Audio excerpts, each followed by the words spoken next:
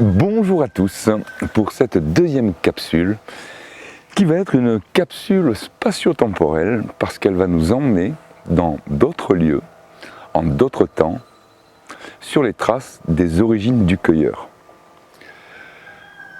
C'est la première vraie capsule, je vais poser le décor.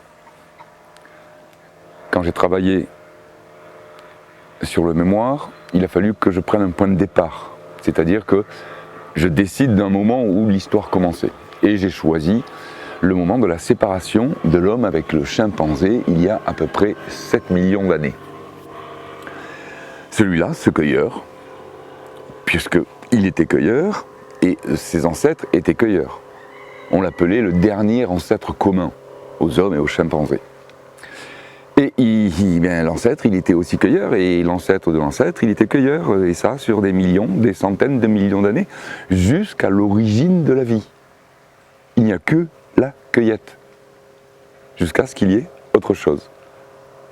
Donc au niveau timing, nous, on s'intéresse à ce qui se passait, à ce qui s'est passé il y a 7 millions d'années, où l'ancêtre commun, le dernier ancêtre commun, s'est scindé en 3 sous-groupes.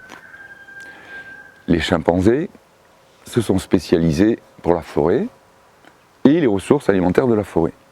Les australopithèques sont partis du côté de la savane et se sont spécialisés pour les ressources de la savane. Et il y en a un troisième, c'est le début de notre histoire, qui lui, c'est justement pas spécialisé. Lui, il est resté à un endroit où il pouvait profiter des ressources de la forêt, les ressources de la savane et les ressources d'un milieu aquatique, auquel on rajoute l'interface de ces milieux qui a une flore et une faune particulière aussi. Donc c'est un endroit où il y a vraiment des ressources alimentaires très très importantes. Comment j'ai commencé ce travail qui m'a permis d'en arriver à cette conclusion ? Eh bien, j'ai commencé par étudier le système sensoriel périphérique de l'homme.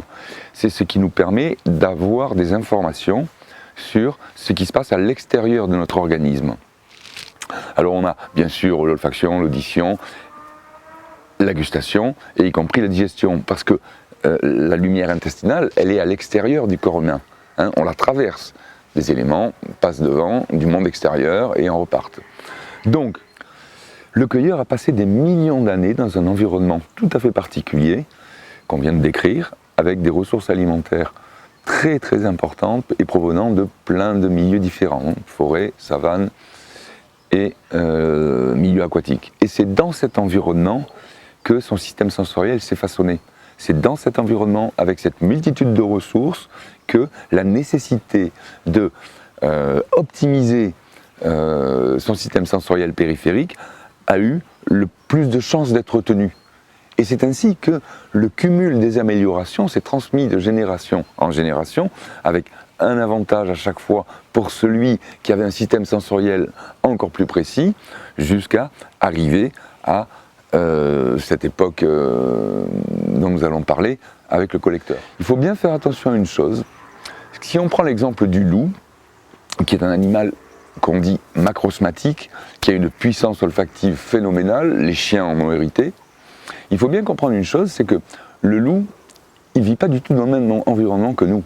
Lui, l'intérêt, c'est d'avoir une capacité phénoménale afin de pouvoir repérer des molécules en quantité extrêmement faible afin de repérer une proie, un aliment, à plusieurs kilomètres enfoui sous la glace. On n'a pas besoin du même matériel que lui, nous, avec des dizaines et des dizaines d'aliments. Nous, on a besoin d'un outil qui a une autre puissance. Il faut qu'on soit capable de discriminer le vrai du faux, ce qui est bon et ce qui est juste pour ma santé, parmi cette profusion qui, sans gestion, serait une catastrophe. Et nous avons acquis ça. Nous avons le système sensoriel périphérique que nous avons aujourd'hui, parce que c'est celui dont nous avons besoin pour gérer notre plage alimentaire. Jusqu'à 2,5 millions d'années, où un événement extraordinaire s'est produit, c'est l'apparition de l'intelligence conceptuelle, absente auparavant. Concernant cette intelligence, il y a quelque chose d'important à préciser. C'est qu'elle est survenue à l'issue d'une immense période de cueilleurs. En fait, une période discontinue depuis la naissance de la vie jusqu'à la sortie de l'intelligence conceptuelle.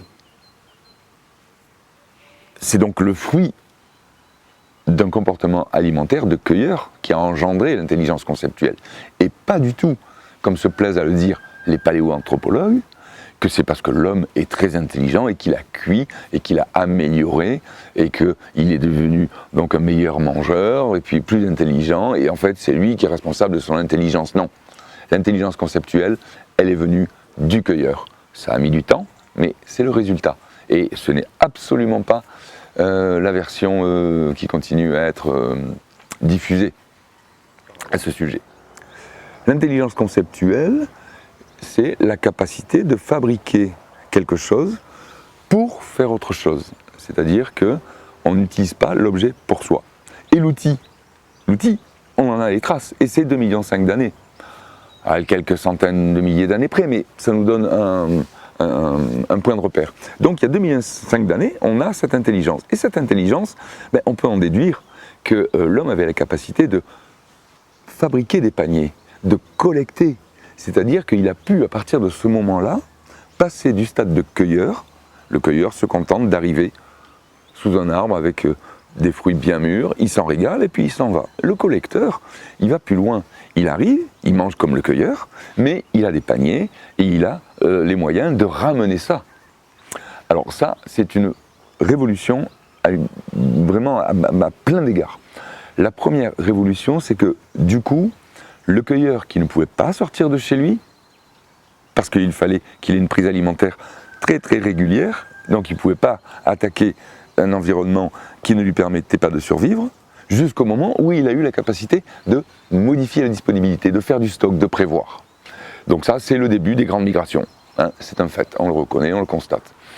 Et puis, il y a un deuxième élément, c'est que le fait de revenir au camp de base, retrouver d'autres tribus, ceux qui sont allés chercher du miel, ceux qui ont ramené les ananas, etc., eh bien, on se retrouve avec quelque chose de totalement inédit, car l'homme avait toujours mangé en monoaliment. Chaque prise alimentaire, un seul aliment, et toujours un vide entre celui qui vient de manger et le prochain qui est obligé d'aller chercher ailleurs. C'est un résultat statistique, des exceptions il y en a, mais la grande norme c'est ça, le monoaliment. Et avec le collecteur, d'un seul coup, le système digestif, habitué depuis des millions et des millions d'années à ne gérer qu'un seul aliment à la fois, se retrouve avec ce que j'ai appelé l'empilage, qui vient compliquer sérieusement la digestion. Ça c'est le premier élément, nous aurons l'occasion d'en reparler. Ensuite, il y a la question de la sociabilisation. C'est qu'à partir du moment où il y a cette denrée, dont on s'est déjà repu et qui n'a plus de valeur nutritive, elle en garde pour les autres. C'est une monnaie d'échange. Et c'est le début de quelque chose d'important sur le plan de la sociabilisation de notre lignée. Donc, on a un petit peu fait le tour. Le système digestif perturbé par le collecteur et le social qui fait naître autre chose. Ça, c'est une étape fondamentale de notre histoire.